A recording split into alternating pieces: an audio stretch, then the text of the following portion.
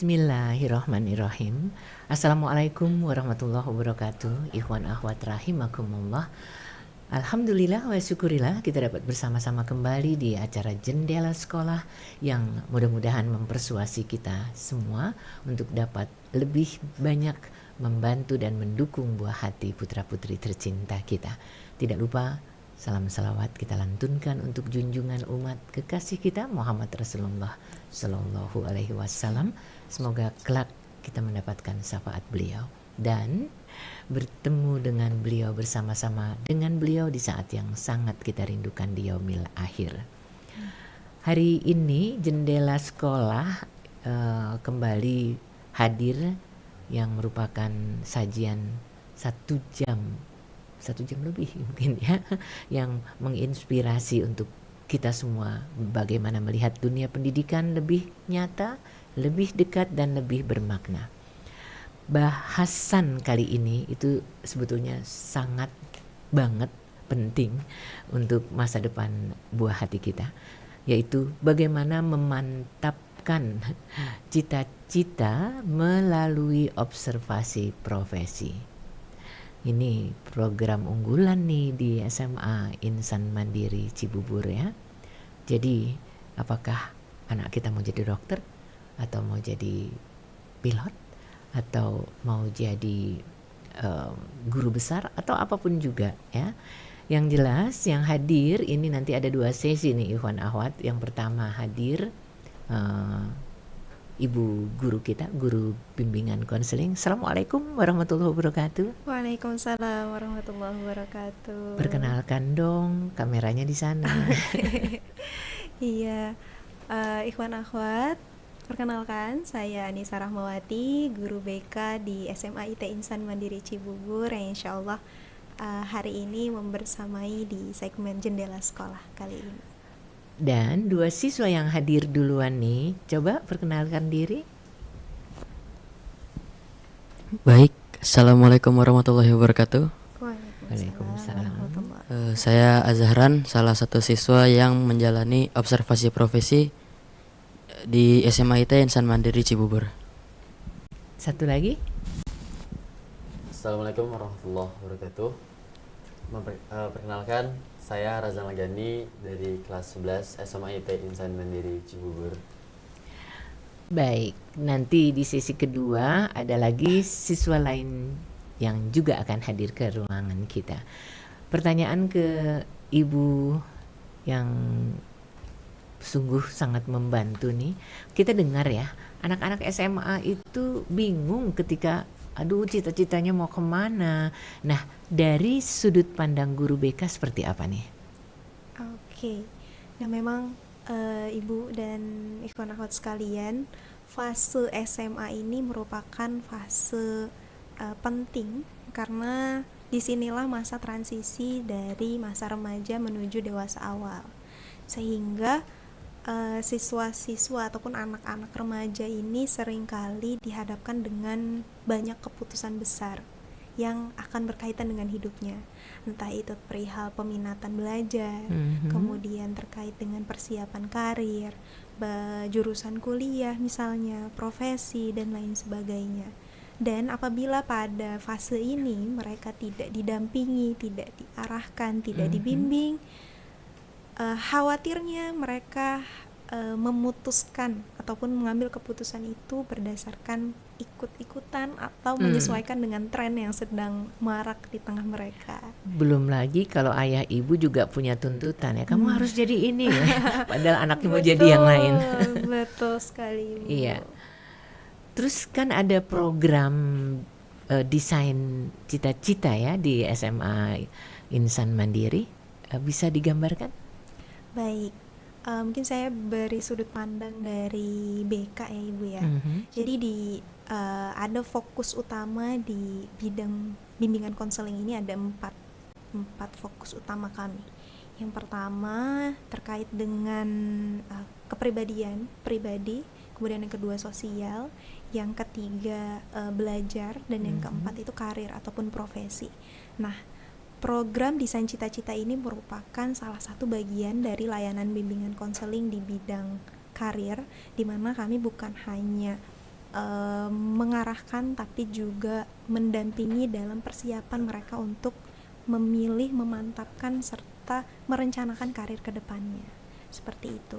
Jadi desain cita-cita ini adalah bagian dari program unggulan sekolah kami juga, yang mana tahapannya tidak instan, akan tetapi berkelanjutan dan bertahap. Seperti itu, Ibu.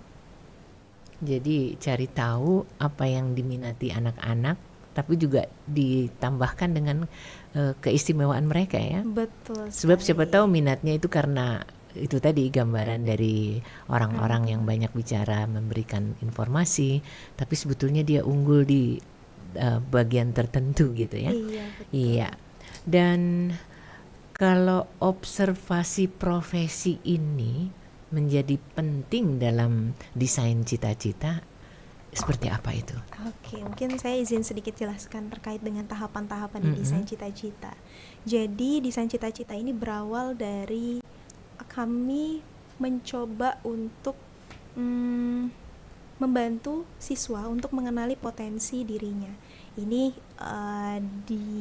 cara yang kami gunakan yaitu ada beberapa subtes yang dilakukan, misalnya dengan tes MIR atau Multiple Intelligence Research, kemudian ada tes DISC juga untuk mengetahui kepribadian, kemudian potensi, minat, bakat, dan passion yang bisa siswa kembangkan ke depannya. Nah, setelah mengetahui potensi yang ada, maka kami arahkan, bentuknya bisa dalam pembuatan roadmap namanya, atau peta perjalanan. Kurang lebih 1-5 tahun ke depan itu apa yang mau mereka lakukan dari kelas 10, kemudian kelas 11, kelas 12 hingga memilih jurusan pendidikan di jenjang pendidikan berikutnya. Nah, observasi profesi ini merupakan salah satu tahapan setelah mereka ada belajar juga bersama kami. Waktu itu ada sesi maestro class namanya, Ibu. Itu kami menghadirkan para ahli, menghadirkan misal bidang kedokteran kami menghadirkan dokter, di bidang arsitektur kami menghadirkan arsitek, untuk anak-anak belajar secara langsung bersama ahlinya, bersama orang yang profesional di bidang tersebut, terkait dengan apa sih yang harus mereka persiapkan dan lain sebagainya. Nah, setelah maestro class itu, maka tahapan berikutnya adalah observasi profesi ini, di mana para siswa mengetahui secara langsung dunia kerjanya itu seperti apa, realita di lapangannya seperti apa, dan apa sih yang harus mereka persiapkan ke depannya. Seperti itu. Jadi beneran nyaman banget nih ya Ikhwan Akhwat kalau ada pendampingan seperti ini. Oke, sekarang kita ke siswa yang hadir di sini yang seperti dijelaskan tadi ikut di dalam program ini. Ke Azahran dulu deh. Informasinya pengen jadi penerbang, mau terbang gitu. Gimana ceritanya? Jadi kenapa kok tertarik dengan profesi terbang meskipun nggak punya sayap? Saya tuh tertarik untuk menjadi pilot atau masuk ke bidang penerbang tuh karena kita bisa menghubungkan antar wilayah dan antar masyarakat. Jadi masyarakat tuh bisa berinteraksi dan bisa berbagi gitu, misal hasil alam atau kebudayaan. Kita juga bisa membantu orang yang mungkin dia tuh ada pekerjaan, jadi lebih cepat datangnya. Menembus awan lagi ya, wis keren banget. Ya, dan selama observasi di BPI ini, apa saja sih yang bisa dilihat dan dipelajari secara langsung? Di PPIC ini atau Politeknik Penerbangan Indonesia Curug, itu tuh kita harus siap mental, siap fisik, dan juga akademik. Kita tuh harus siap mental karena di sana kita di Wisma itu tuh juga tegas, mentor-mentor guru-guru itu tegas. Dan untuk fisik kita tuh dilatih di sana minimal lari 5 kilo, harus bisa push up minimal 20, sit up, plank, dan olahraga lain. Kalau akademik tuh kita difokuskan ke fisika karena kan pesawat tuh terbang juga karena dibantu ilmu fisika. Iya. Itu nggak masalah tuh push up 20 kali, 50 kali gitu. Untuk sekarang lagi saya latih juga untuk jogging, lari. Iya, iya. Terus terkait dengan profesi pilot yang tentunya nggak waktu masih bocah nggak bayangin kan ya untuk jadi pilot. Nah itu kira-kira apa sih yang membuka mata hatimu untuk aku mau ambil profesi ini gitu? Saya tuh emang dulu tuh bukan pilot ya, tapi kayak kebanyakan anak-anak lain pengen jadi tentara. Oke. Nah, karena tapi tentara tuh, waduh susah nih. Gimana ya masuk tentara ya? Lebih berat gitu daripada pilot. Tapi saya tetap pengen yang semi militer. Saya cari-cari ada polisi, cuman kurang tertarik polisi tuh. Nah, akhirnya saya ketemu nih pilot. Pilot tuh tetap semi militer, cuman menarik gitu. Dia tuh tugasnya untuk menghubungkan wilayah, terus untuk mengantar orang-orang. Jadi saya emang lebih prefer ke pilot tuh karena itu tadi. Lewat observasi tadi itu ya. Ngomong-ngomong pernah terbang? Kalau terbang pakai pesawat pernah, Rasanya pengen duduk di kursi pilot. pengen banget. Pengen banget. Oke, mudah-mudahan ya. Yang jelas observasi lewat yang sudah kita lewati ini membuat perasaan jadi semakin mantap, semakin kuat, atau kayaknya realistis deh gitu, gimana? Kalau untuk diri saya sendiri makin kuat karena saya tuh jadi tahu apa aja yang harus saya pelajarin, apa aja yang harus saya siapkan untuk masuk ke PPI.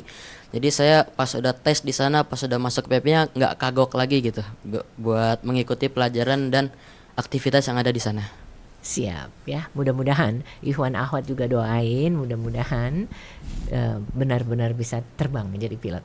Ke siswa yang satunya tadi lupa dia namanya siapa? Razan. Razan. Nah, sama juga dengan yang ingin diketahui terkait dengan kenapa kalau Razan memilih jadi apa ya tadi ya? Seorang diplomat. Tadi udah denger tapi persisnya jadi ingin menjadi diplomat. Sebenarnya ini saya sambil sedikit cerita ya mungkin. Lah. Awal menjadi diplomat itu tertarik sama apa yang dikatakan sama papa. Jadi pengaruh ayah luar biasa ya. Pengaruh ayah. Oke. Sebelum itu ayah saya itu orang di kementerian juga, di bidangnya biro hukum. Terus karena papa nih kayak seru banget bahas politik yang nggak beres di zaman sekarang, di era sekarang. Terus kayak saya seru juga sih politik, coba deh.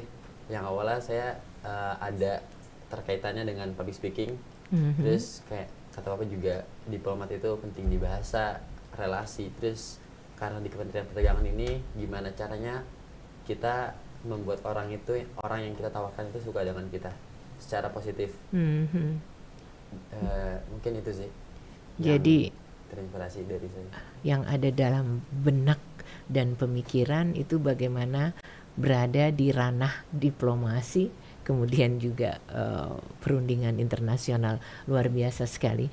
Jadi kalau banyak nih kita-kita yang sebetulnya kurang familiar ya, yang dilakukan di Direktorat Jenderal Perundingan Perdagangan Internasional itu yang Razan ketahui seperti apa? Yang pertama, Kementerian Perdagangan itu harus memahami community ke luar negeri untuk mengimpor, impor-mengimpor, dan untuk menjual promosi Indonesia ke negara tujuan. Mungkin contohnya Amerika yang menjadi pasar yang belum lengkap digarap oleh Indonesia, dan maka kayak Indonesia ini harus bersaing dengan Cina sama Jepang dan banyak negara lain. Secara internasional, Indonesia ini memasuki pasar 15 besar secara internasional. 15 besar kita udah masuk nih. Ya. Wow, keren banget ya. Terus ngomong-ngomong, apa nih kira-kira keterampilan yang sangat dibutuhkan di ranah yang Razan pilih? Kalau menjadi seorang diplomat itu paling penting bahasa. Bahasa itu penting untuk seorang diplomat ketika di luar negeri, ketika berdagang di luar, khususnya di Kementerian Perdagangan ini.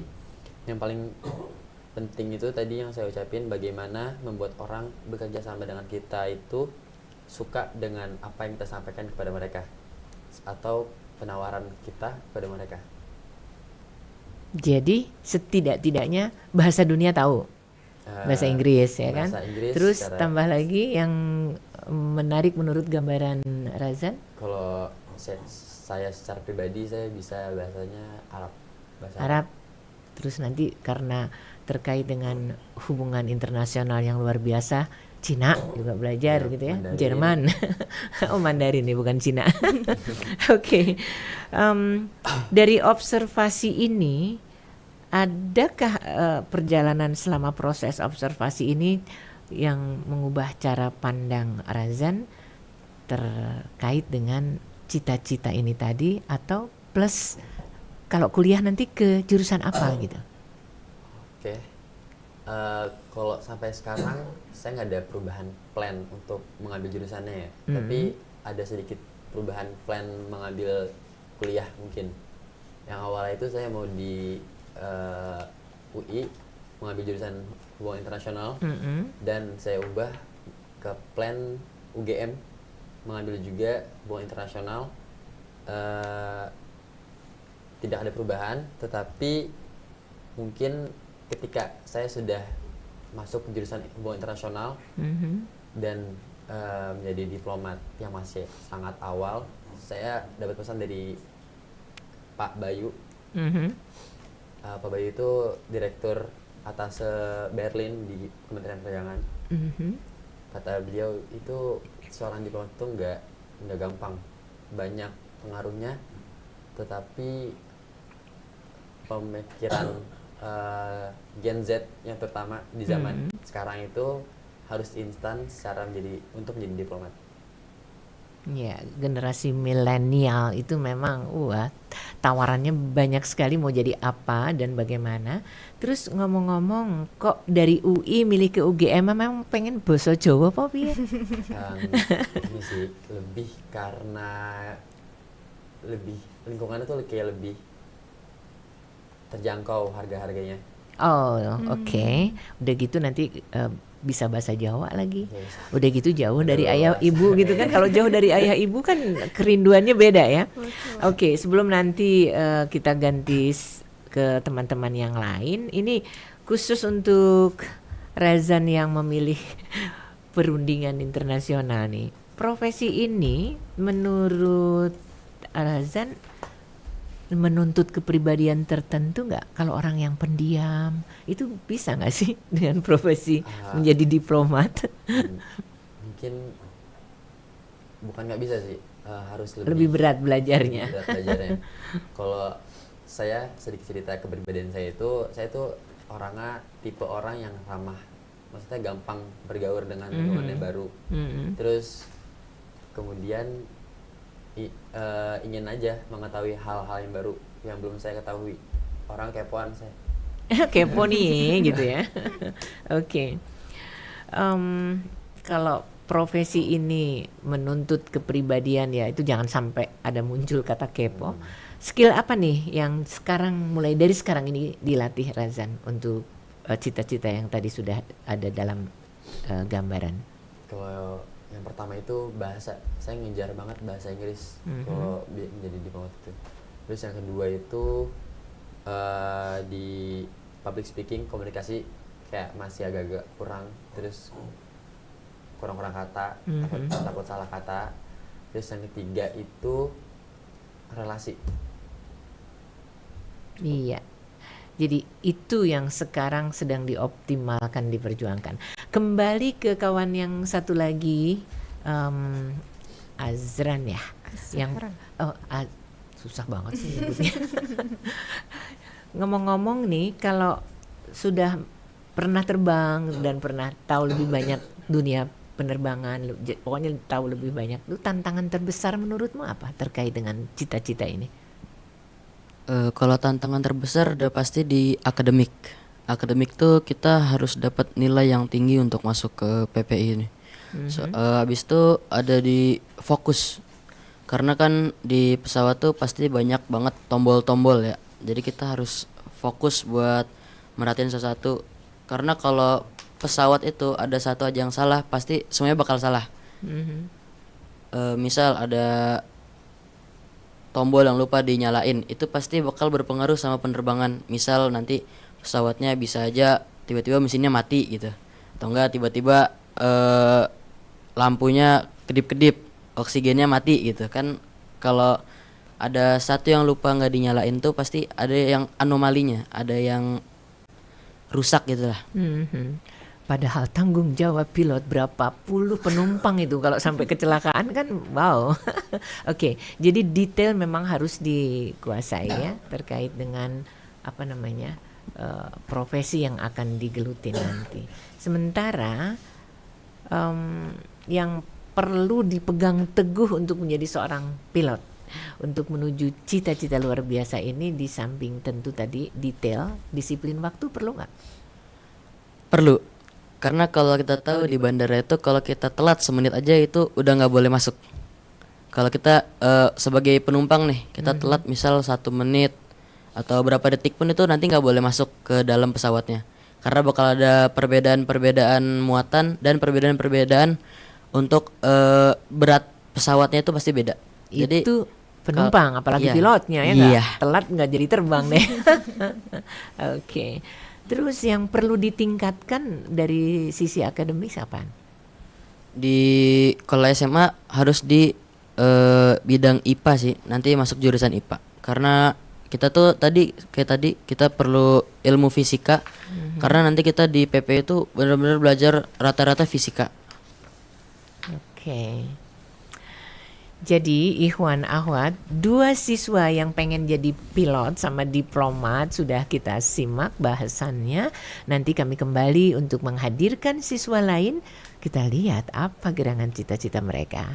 Oke, kita jeda sejenak, tetap bersama Rasil untuk Islam yang satu.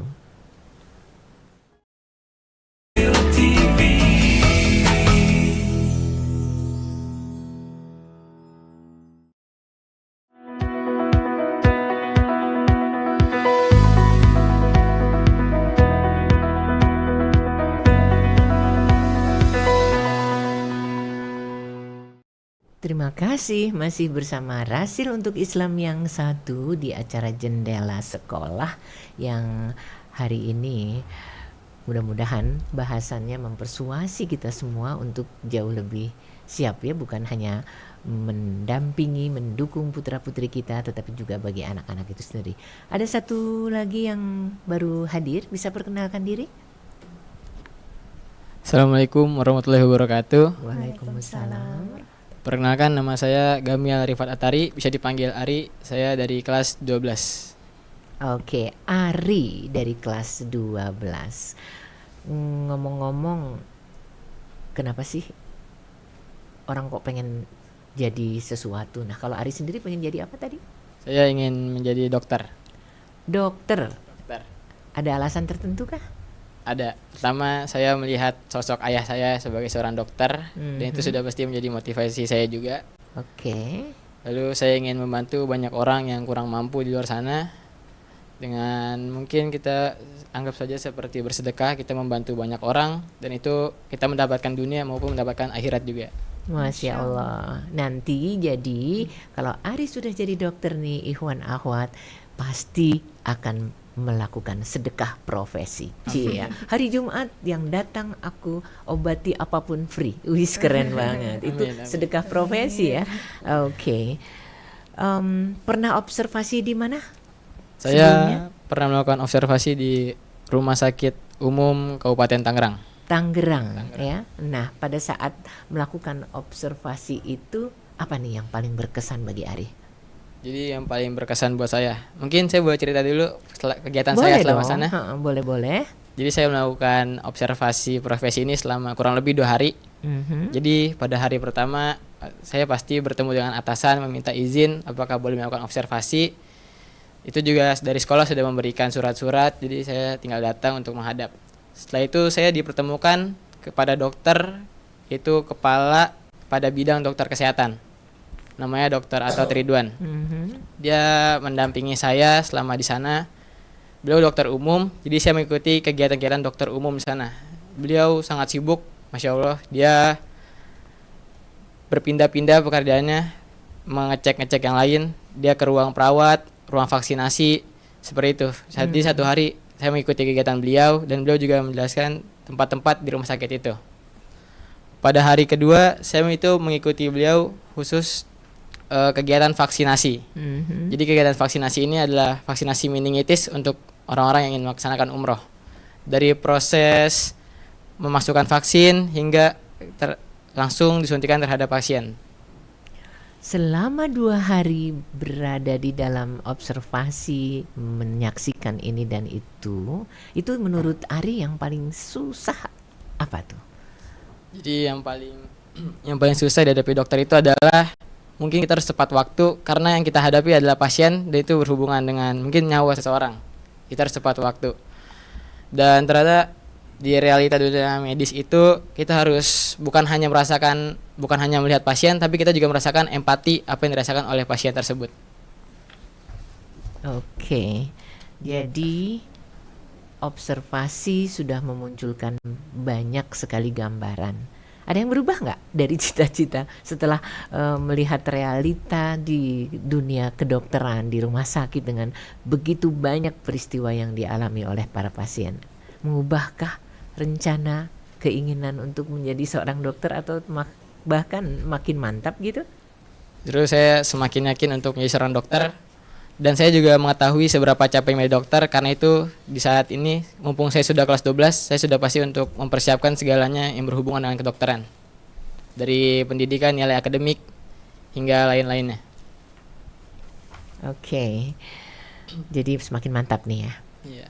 Itu belum berkembang tuh nanti jadi spesialis apa belum Belum. tahu ya. Belum. Jadi dokter umum dulu Iya, gitu. sebenarnya. Nggak ada gambaran spesialisasinya nanti pengen apa? Saya sudah ada gambaran, saya bismillah insya Allah menjadi dokter spesialis ortopedi. Ortopedi. Iya.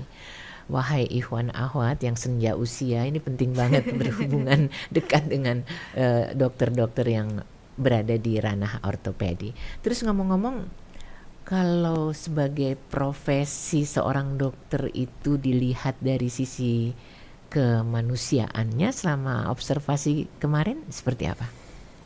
Sisi kemanusiaannya itu pasti kita sangat dokter-dokter itu yang saya lihat sangat mengutamakan pasien. Saya juga diajak oleh dokter Atot untuk ke ruang perawat. Di situ kami melihat mereka membantu pasien dengan sepenuh hati tanpa melihat lain-lain. Mereka mengutamakan keselamatan dan kesehatan pasien itu tersebut. Ya, jadi yang namanya kepedulian luar biasa. Iya benar. Empati posisinya di mana? Tetap harus tinggi ya, Iya, nggak harus sih? tinggi. Karena biar bagaimanapun sulitnya menghadapi pasien, para dokter yang Ari observasi di sana tetap berusaha untuk membuat yang sakit jadi lebih ringan dan benar. segala macamnya. Oke, ada yang mau ditambahkan terkait untuk mempersuasi yang lagi dengerin nih, biar pengen juga jadi dokter gitu? Mungkin kalau untuk jadi dokter persiapannya panjang, apalagi kita menempuh pendidikan dokter itu kurang lebih bisa 5-6 tahun. Jadi itu adalah proses yang panjang, kita harus mempersiapkan fisik, mental. Dan jika menjadi dokter tuh jangan melihat dari uangnya saja. Mungkin uang tidak seberapa besar, tapi kesiapan kita lah yang bakal menentukan itu semua. Oke, terima kasih Ari. Jangan lupa sedekah profesi nanti ya kalau udah Amin, jadi dokter ya. Berikan layanan gratis di waktu-waktu tertentu. Amin. Baik, kita kembali ke guru BK kita nih. Dengar dari 3 siswa lewat apa yang tadi diceritakan, apa nih kira-kira yang bisa diambil oleh yang dengerin kita? Oke, mungkin benang merah dari ketiga cerita teman-teman kita yang sudah melaksanakan observasi profesi ini, kita bisa menyadari bahwa cita-cita itu tidak lahir dari angan-angan ataupun harapan semata, tapi juga dengan upaya, dengan doa tentu saja, dan dengan realita. Jadi di observasi profesi ini harapan kami para siswa itu benar-benar melihat realita di lapangan, bukan hanya katanya aja gitu, tapi juga betul-betul melihat oh nyatanya seperti ini gitu. Jadi baik itu pilot, diplomat maupun dokter, semuanya ini menunjukkan bahwa setiap profesi apapun itu bentuknya tetap membutuhkan upaya, tetap membutuhkan kesiapan diri, disiplin, dan nilai tanggung jawab yang besar. Karena ketika siswa melihat langsung dunia profesi, jadi mereka bukan hanya menggarisbawahi aku ingin menjadi apa, tapi siapkah aku untuk menjadi itu, menjadi profesi. Dan sebagai guru BK, bagaimana meyakinkan mereka bahwa kamu pasti bisa? Oke, tentu saja diyakinkan dengan mungkin kita bisa berlandaskan ayat Al-Quran di Quran Surah At-Tin yang menyebutkan bahwa Allah itu menciptakan kita manusia dengan ahsanit taqwim, dengan sebaik-baiknya penciptaan. Jadi apapun yang kita harapkan, yang kita impikan, Allah itu sudah berikan porsi yang tepat dan sempurna, tinggal kita upayakan, kita jemput peluangnya, kita usahakan. Jadi yakinlah pasti bisa. Pasti bisa. Oke. Terus dari observasi yang dilakukan ini, motivasi mereka kira-kira bertumbuh luar biasa berapa persen atau berkali-kali lipat malahan, bisa diceritakan? Iya, alhamdulillah untuk sejauh ini yang kami dapatkan, karena salah satu output dari observasi profesi ini mereka harus membuat karya tulis, Bu. Jadi mereka melaporkan.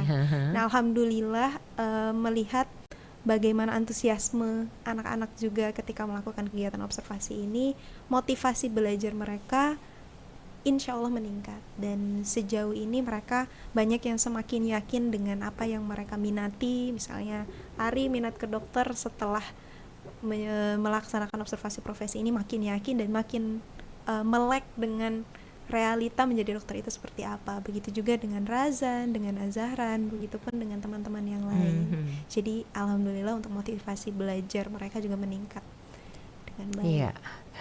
Dari pengalaman yang alami oleh siswa-siswa kita, sekolah memfasilitasinya sedemikian rupa. Jadi kalau mereka udah datang observasi, nggak stop sampai di situ aja dong ya. Betul. Nah, bagaimana itu semua bisa membentuk cita-cita semakin mantap tadi, itu ada usaha tertentu juga kah? Oke, nah tentu saja di sini pihak sekolah bersama orang tua juga, tugas kami adalah sebagai pendamping, bukan penentu. Kami percaya bahwa semua anak itu bintang, semua anak terlahir dengan kompetensi dan potensinya masing-masing. Hanya bagaimana potensi itu ditemukan, kemudian dikembangkan. Nah, disitulah pihak sekolah ini menjadi pendampingi siswa dalam bentuk melakukan refleksi, melakukan coaching, melakukan konseling, sehingga cita-cita dari Ananda ataupun anak-anak itu betul-betul terarah dan terencana dengan baik. Keren banget ya Ikhwan Akhwat, dan kayaknya nggak semua sekolah punya program ini deh. Betul Gimana? sekali. Iya betul Ibu. Jadi program Desain Cita-Cita ini memang salah satu program unggulan di sekolah kami di SMA IT Insan Mandiri Cibubur, di mana kayaknya kalau dulu kita sekolah belum ada nih yang program memang betul-betul membantu kita untuk merencanakan masa depan itu seperti apa. Kalau boleh saya putar waktu, mungkin saya ingin sekali sekolah di sini, karena program ini amat sangat mendukung, karena betul-betul memberikan fasilitas ataupun kesempatan yang banyak untuk bisa belajar secara langsung, bukan hanya melihat dari dunia luar, bukan hanya mendengar dari katanya, tapi betul-betul mempersiapkan masa depan siswa dengan amat sangat terencana, dimulai dari menggali potensi diri dengan tes MIR maupun DISC dan lain sebagainya, kemudian juga membuat rencana perjalanan selama kurang lebih 3 tahun sampai 4 tahun ke depan, kemudian dihadirkan para ahli, kemudian juga ada kesempatan untuk observasi profesi ini di bidang yang kita minati, dan itu betul-betul menjadi gerbang awal untuk kita ataupun siswa itu bisa semakin yakin dengan kedepannya mereka tuh mau menjadi manusia bermanfaat yang seperti apa. Yang sesuai juga dengan selera dan apa ini mereka ya, minat Betul, mereka. betul Terus ngomong-ngomong nih, di era media sosial yang sungguh sangat luar biasa, terbuka, banyak sekali yang bisa mempengaruhi para pengguna media sosial ini. Banyak juga siswa yang terpengaruh dengan profesi-profesi yang instan, viral gitu. Nah itu bagaimana sekolah menyikapi hal ini? Oke. Memang media sosial ini biasanya menampilkan hasil, bukan proses. Nah, betul. Jadi banyak sekarang sepertinya anak-anak kalau ditanya cita-citanya mau jadi apa, banyaknya bilangnya jadi selebgram gitu, atau YouTuber gitu ya, Bu ya. Tapi ya karena hal-hal yang diperlihatkan di media sosial tentu yang biasanya yang membahagiakan, yang instan. Perjuangan beratnya nggak ada. Nah, perjuangan beratnya bagaimana dia mencapai itu jarang sekali diperlihatkan dan jarang disadari oleh para kita pengguna sosial media. Nah, maka sekolah hadir untuk meluruskan bahwa setiap profesi ini memiliki jalan dan prosesnya masing-masing. Tidak ada yang instan, semua butuh proses, semua butuh perjalanan dan perjuangan. Nah, tinggal di mana, di bagian mananya kita mau memperjuangkan itu. Dari perjalanan selama ini, kebanyakan kesalahan siswa dalam menentukan cita-cita tuh di bagian apanya sih? Nah, biasanya banyaknya siswa itu memilih cita-cita itu tanpa mengenal potensi dirinya ataupun minat dan bakat dirinya.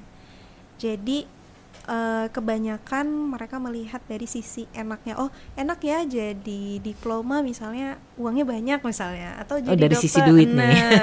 Biasanya kan, tetapi kurang terbuka perihal realitanya itu seperti apa, bahwa menjadi diploma itu prosesnya panjang, banyak hal yang harus dikorbankan bahkan gitu. Itu pun jadi dokter dan lain sebagainya. Jadi biasanya kebanyakan siswa itu belum melek terkait dengan proses yang panjang untuk mencapai satu profesi tertentu gitu. Ini Tidak kan sesuai dengan acara ini juga disimak sama ayah bunda kan. Iya. Seberapa besar sih pengaruh atau peran ayah bunda terhadap cita-cita anak? Oke, tentu saja peran orang tua itu sangat besar ya, Ibu ya. Jadi orang tua itu mitra sekolah. Jadi kita bermitra dengan orang tua, kita bersama-sama dengan orang tua untuk mensupport apa yang memang Ananda ini inginkan, potensinya di mana, kita sama-sama kembangkan, sekolah fasilitasi di sekolah, orang tua mendukung dari rumah, dari doa, dan dari hal-hal yang memang mendukung ataupun memfasilitasi Ananda dalam mencapai cita-citanya tentu saja.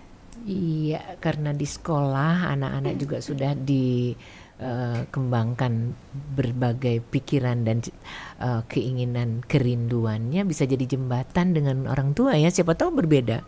Ayah maunya enggak, kamu harus jadi A. Anaknya bilang enggak, aku mau jadi B misalnya, seperti itu. Oke. Nah, dari observasi profesi ini yang juga membentuk karakter ya, bukan hanya arah karirnya doang, itu ada gambaran seperti apa? Iya, jadi observasi profesi ini bukan hanya observasi profesi ini sangat membentuk karakter siswa. Jadi siswa belajar bagaimana bertanggung jawab atas sesuatu. Sekecil apapun hal yang mereka lakukan, mereka harus mempertanggungjawabkannya, kemudian disiplinnya, empati, dan juga amanahnya. Nah, ini pendidikan karakter yang nyata, bukan hanya teori di kelas, bukan hal-hal yang bisa dipelajari secara teoritis, tapi secara praktis. Nah, maka di observasi profesi ini mereka mempelajari nilai-nilai karakter yang mungkin tidak mereka temukan secara materi di kelas, seperti itu. Oke. Nah, kita kayaknya masih ada sedikit waktu nih nanya ke yang pengen jadi dokter. Kalau sebelum melakukan observasi itu, kira-kira ekspektasi terhadap profesi yang akan dipilih ini ada perbedaan nggak dengan setelah melihat? Atau makin kuat atau bagaimana? Mungkin sedikit berbeda. Saya pikir jadi dokter tuh capek. Ternyata pas di lapangan sangat capek ternyata. Bukan cuma capek tapi Bukan pakai cuma sangat capek. Karena dokter itu berpindah-pindah aja, bukan hanya di satu ruangan. Dia pindah ngecek pasien ini ke pasien yang ini, membantu perawat, banyak sekali tugasnya. Jadi pakai bingit, Pakai ingat banget. 7 gitu ya. Iya. Terus selama observasi itu ada nggak momen yang gila ini nih beneran nggak bakal gue lupain seumur hidup gitu? Apa misalnya? Mungkin nggak ada sih, paling kayak tadi aja yang kan saya juga masih dokter umum kan. Itu pun juga prosesnya masih beberapa, saya cuma 2 hari. Itu paling yang kita muter-muter rumah sakit mengecek pasien, itu aja capek hitungannya. Rumah sakit kan besar, kita lihat Iya, pasien iya. ke ruangan ini, ke ruangan itu, seperti itu. Kalau terkait dengan profesi dokter jelas nilainya luar biasa bagi kehidupan. Ada gambaran spesial dari Ari. Dokter bagiku adalah misalnya Jadi dokter bagi saya adalah mungkin nilainya dalam perjalanan kehidupan seseorang kan pasti ada tuh ya. Gimana? dokter itu mungkin sangat penting bagi kehidupan kita karena dia juga menyangkut kesehatan kita di masyarakat juga. Jadi dia membantu kita untuk menjaga kesehatan kan juga hal yang sangat penting mungkin untuk pekerjaan, untuk melakukan berbagai aktivitas. Seperti itu. Oke, sebelum kita akhiri ada yang mau dipesankan kepada teman-teman di luar sana? Teman-teman di luar sana mungkin untuk teman-teman angkatan saya yang kelas 12 juga mungkin semangat untuk mencapai kampus impiannya dan untuk mencapai cita-citanya. Belajar yang lebih giat supaya cita-citanya bisa sampai. Terima kasih. Oke, yang mau jadi diplomat masih ada di sini nggak ya? Oh, masih ada. Kayaknya pertanyaan sama deh. Pengen tahu banget nih dikaitkan dengan cita-cita dan setelah observasi dan segala macamnya ini makin mantap. Ada keraguan atau justru apa yang bisa diceritakan? Mungkin ada sedikit keraguan di pembelajaran bahasa Inggris, tapi kata papa itu belajar nggak ada yang telat sih, jadi mencoba belajar dari awal lagi bahasa Inggris secara basic sampai jadi diplomat. Ya, bilang sama ayah kalau hari Minggu atau Sabtu pulang kan? Enggak. Ya, pokoknya kalau ketemu ayah jangan bicara pakai bahasa Indonesia, pakai bahasa Inggris. Maksa nih ya. Karena kan learning by doing katanya kan. Kalau nggak belajar itu baru bahasa Inggris. Nanti katanya pengen bahasa lainnya. Oke deh. Terus pertanyaan berikutnya, selama observasi itu momen yang juga tidak bisa dilupakan kira-kira apa? Momen yang paling nggak bisa saya lupakan. Ada banyak sih sebenarnya, tapi salah satunya itu ketemu Pak Budi Santoso, Menteri Perdagangan, dan mungkin ketemu teman-teman rekan kerja papa dulu, terus ketemu orang-orang yang sangat hebat, contohnya kayak Bu Olvi, Pak Bayu, Bu Tiara, itu orang-orang yang menginspirasi. Jadi menyemangati ya. Oke, nilai apa nih kira-kira sebagai seorang diplomat? Nilai apa nih yang bisa kamu genggam erat kemudian menjadi bagian dari karir ke depannya? Mungkin saya ingin menginspirasi banyak orang di luar sana. Terus mungkin karena kerjaan diplomat itu mungkin gajinya lumayan ya. Mungkin salah satu impian saya ketika saya sudah sukses nanti, saya ingin membuat atau menyumbang ke rumah yatim piatu. Masya Allah, itu cita-cita yang dibold, digaris bawahi, sehingga mudah-mudahan alam pun mendukung ya, bisa terwujud ya. Oke, kembali ke guru BK kita di penghujung acara jendela sekolah kita ini. Saran untuk orang tua di rumah dong, kira-kira untuk anak-anak yang masih bingung menentukan cita-citanya. Oke. Mungkin untuk ayah bunda yang masih bingung bagaimana cara memfasilitasi anak-anaknya dalam menentukan cita-cita atau impiannya, mungkin yang pertama bisa dilakukan adalah menggali potensinya. Kalau memang anaknya masih di usia dini, dalam artian masih kecil, masih berproses dan lain sebagainya, bisa difasilitasi dengan berbagai hal yang memang terlihat, oh dia punya minat di sini, dia sepertinya berbakat di sini. Nah, itu bisa difasilitasi untuk digali, apakah itu misal memang diberikan kursus tambahan atau seperti apa gitu. Kemudian apabila memang sudah di fase remaja seperti kakak-kakak kita di sini, dampingi dan yakinkan dan berikan gambaran realitanya seperti apa, karena potensi yang sudah mereka miliki itu akan jauh berkembang lebih pesat jika diberikan kesempatan ataupun peluang yang besar untuk mereka bisa berproses dan berkembang. Maka salah satunya adalah dengan program desain cita-cita yang sudah kami siapkan di SMA IT Insan Mandiri Cibubur ini, bahwa program ini bukan hanya untuk mengetahui cita-cita yang seperti apa, tapi juga mengenal dirinya, mengenal dunia profesi, kemudian juga mampu merencanakan masa depan secara matang dengan pendampingan pihak sekolah, guru-guru, wali kelas, dan lingkungan sekolah yang suportif. Jadi cita-citanya itu bukan sekedar angan, tapi juga nyata dan bisa diperjuangkan dengan cara yang Keren banget. Tapi SMA nih ya, kenapa nggak dari SMP gitu desain cita-cita diberikan? ya sebetulnya setahu saya di SMP juga sekarang Udah sudah ada? dijalani Alhamdulillah. dan diarahkan. Oke.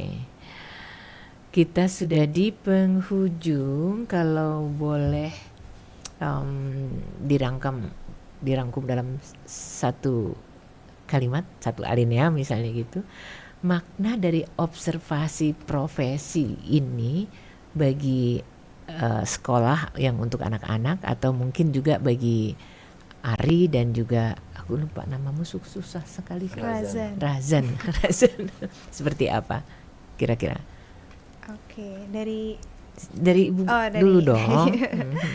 dari saya dulu. Oke. Untuk program observasi profesi ataupun desain cita-cita ini sangat membuka mata dan Hati. mata dan hati ya, karena membuka mata bahwa realita di lapangan ternyata tidak semudah apa yang dibayangkan. Membuka hati karena ternyata banyak sekali hal-hal yang harus dipersiapkan, bukan hanya secara materi tapi juga non materi, seperti empati, kemudian rasa memiliki. Nah, itu dari kegiatan observasi profesi ini hal itu yang bisa didapatkan. Oke, Razan, closing statementnya kalau boleh satu kalimat aja terkait dengan observasi profesi bagimu. Membuat saya lebih terarah ke tujuan saya. Terarah, mantap jadinya ya. Ari? Kalau buat saya adalah membuat saya untuk lebih serius dalam belajar. Gara-gara observasi jadi lebih serius gitu Karena ya? perjuangan yang berat seperti itu. Oke.